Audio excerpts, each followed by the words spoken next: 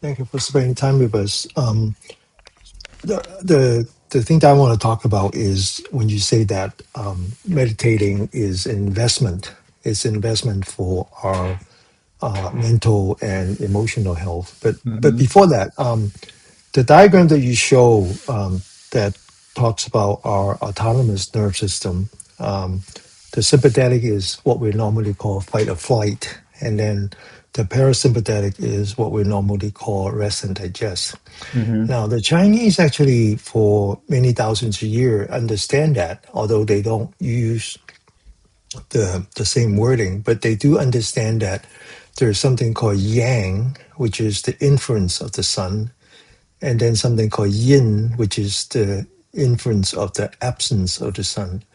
And what they're describing is actually our evolution. So when we knew how to use a thumb and able to break a tree branch in order to use it as a defensive weapon, we walked down from the tree. We departed from the other inmates in our evolution, and we started to find safety in a cave where there's no sunlight. The only time that we get out of the cave and be under the sun is when we are either chasing animal for food or being chased by animal. And our evolution evolved from that. And so when we're under the sun, what the Chinese call yang, then we enter into the sympathetic mode, or what we now call the fight or flight. And when we return back to the cave away from the sun, then we enter into the parasympathetic mode, what we call the rest and digest. Now, one of the things that happens when you're under the sun, when you're in danger, is that your body optimizes. It puts out a lot of stress hormone, adrenal, cortisol, and then all the others, and to get you prepared for the fight of your life.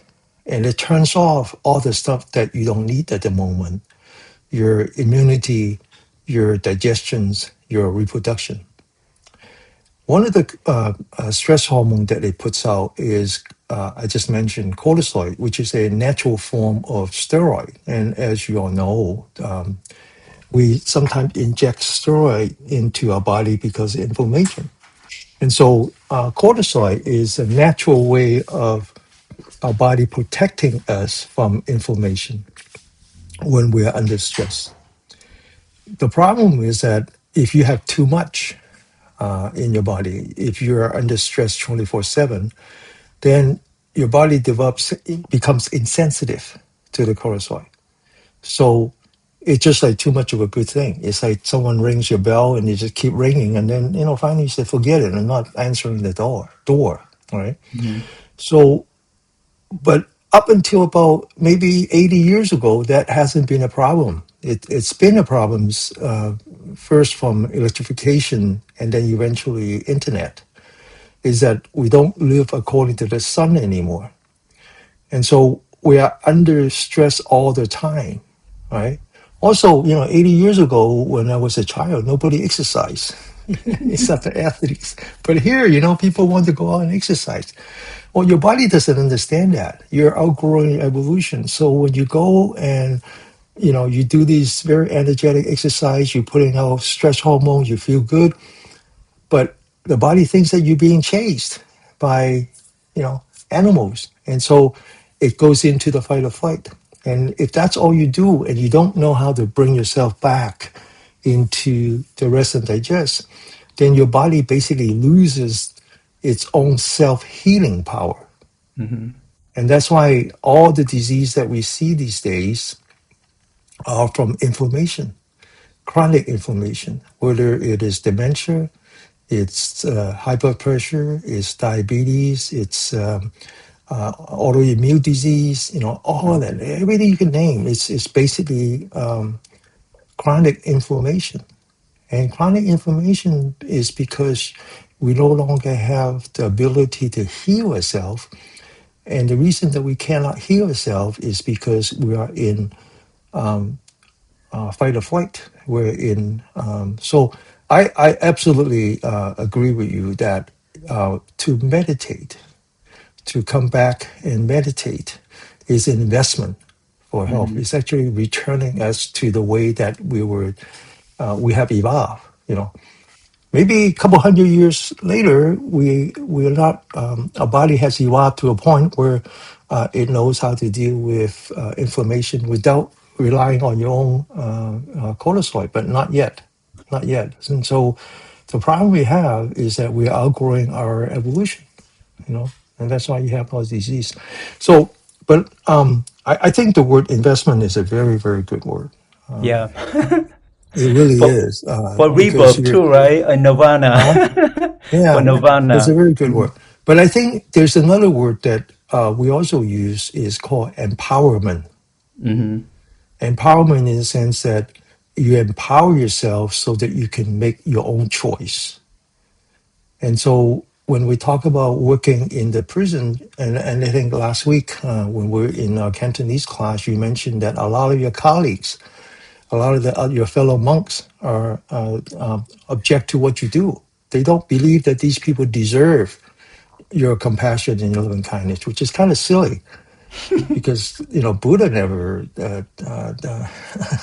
never had a problem helping those who doesn't deserve his compassion and loving kindness, Mm-hmm. right? So, but on the other hand, we're not there to say that these people don't deserve to be there, even though when we look around, it's an inverse proportion. I mean, almost 80-90% of the people we see are people of color, and but what they do have in common with the other 20%, those who are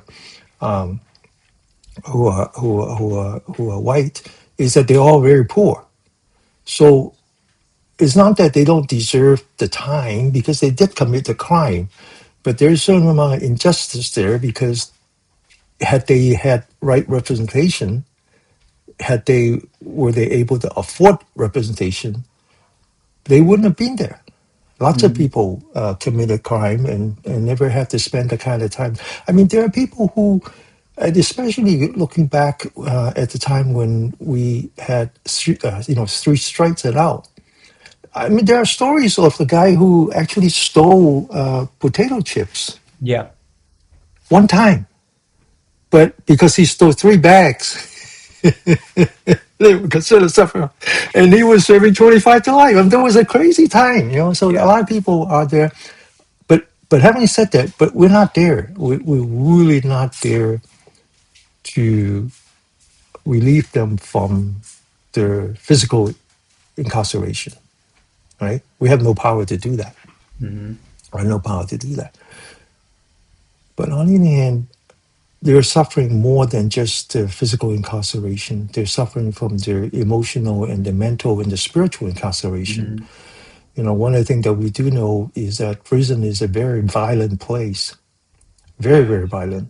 I mean, you talk about sometimes you come home and you say, well, I just drove 3.5 hours there, and turns out that they shut down the place because someone just got killed, Mm-hmm. right? Yeah. And then they shut down the place. They don't tell you. You show up at the Yep. gate and they say, no, you can't come in, right? And then now you have to drive 3.5 hours back. It's a very violent place. Um, but the violence is actually their defense mechanism. There's a lot of insecurity, Correct. and they express their insecurity, they protect themselves with violence. And the violence is not just how they express themselves, it's in the mind. And so they are not only incarcerated physically, they're incarcerated in the mind. And all Mentally. Venerable Ding is trying to do is to provide some relief, Mm-hmm. right? So it's not just that they need to invest in their emotional health, is that we really want them to Yeah. empower themselves so that, Mm-hmm. yes, they cannot make any more choices in terms of the physicality, until they get parole or not. Mm-hmm. But every second that they're in there, we can give them the faculty to allow them to, free themselves from their spiritual incarceration. Right? Mm-hmm. I remember 10 years ago, um, I was in China with my Dharma master. And, in China, they have secret police. Secret police comes to our Dharma hall every day, a couple times a day, just to make sure that, we're doing what we're supposed to do and not plotting to overthrow the government.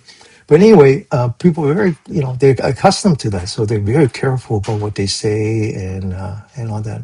But, at night, inside a room, then they feel more free. And so one day he said, well, Denny, we don't have much freedom here. I said, no, that's not true. Last time I was here was when I was 12 years old. And, now this is 10 years ago. So now, 50 years later, it's a tremendous change. China has seen tremendous change. So I said, like, when I go to your grocery store, oh, I see so much selection, even more than what we have in US. So I think you do have freedom because you're able to make choices. But your freedom is material freedom. Mm-hmm. Hmm? So freedom is about choice. So if you could choose materially, then one would argue that you do have freedom, but it's a material freedom. But perhaps what we're talking about is intellectual freedom. No, you don't have that yet, right? Mm-hmm. I remember one time I was interviewing a Buddhist nun, and she was very smart. She was actually a scientist, a PhD in science. And I said, I like to, I was doing a bunch of interview with all the students there. I wanted to know how they come to this place, how they learn Buddhism and all that. And so I wanted to interview this nun that I respect. And I said, and she said, well, I would agree to the interview if you let me interview you afterwards. I said, okay, all right. So I interviewed her, and then she took the mic and said, now, let me do the same to you. He says, how come you were interested in Buddhism? And I said exactly just that. You know, I was 10 years old. I was 60 years old and had already retired for 10 years. I finished my, I did everything that I wanted to do. I went to college. I went to graduate school. I became a professor and I became a scientist. And then I decided that I wanted to be an entrepreneur. I built two companies and I retired. So I said to her, I said, well, my whole life is about empowering myself so I can make free choices on my own, right? And you did the same, you did the same. You were living you grew up in Vietnam. You were abused by your father, and every night you ask, why me, right? When do I get to choose? All right, right? Why do I have to do this? And then eventually you find yourself in a boat with 200 other inmates. I mean, not inmates, but refugees with your younger brother. And, you know, you actually said that you wanted to die. Maybe that was your only free choice back then, right? I mean, you really said like, no, I can't go through this anymore. You know, and I mean, it's all about choices. We just want to make choice. We just want to choose, right? And then you came and you got your degree and you got your job, and then you got your families over here. They were living the American dream, which you felt that they deserved since you had the chance. And once all that is done, then I said to the nun, but now I want to have spiritual freedom. I wanted to move beyond, freedom in but material wealth. You know, I'm to a point now where I could live the way I want to live, make choices that I want to make from a material standpoint. But now it's time for me to make, spiritual choices. And I think that what you're talking about is really the teaching from the historical Buddha of how to make spiritual, emotional, and mental choices, and how to um, be aware of the expectation and the conditioning that is imposed on us not just by televisions and politicians and media, social medias and friends and all that, but also by ourselves, by our senses. Our eyes deceive us, our ear deceives us, right? Um, so you didn't quite talk about the what we call the hindrances, but clinging is Mm-hmm. one of the hindrances. Yeah. To me, the hindrances is like the black cloud that is covering the sun, right? And Buddhist teaching fundamentally says that we are capable of that sweetness, the brightness inside of us, Mm-hmm. right? So when we do yoga and people would say, namaste, namaste is may my light meet your light. We're talking about Yeah. something deep inside, right? So someone says, I don't know why he said that. He says, "I'm here, and can we all be friends?" And I say, "Absolutely, you're in the right place. We're learning how to be friends with our inner self right now. Let's be friends, right? Yeah. We want to get deep inside of us and understanding that all that emotions and all that clinging and aversion and all that fundamentally came from our senses being at distracted by the outside, be it distracted by people. We can undo all that. We can empower ourselves and by investing in ourselves.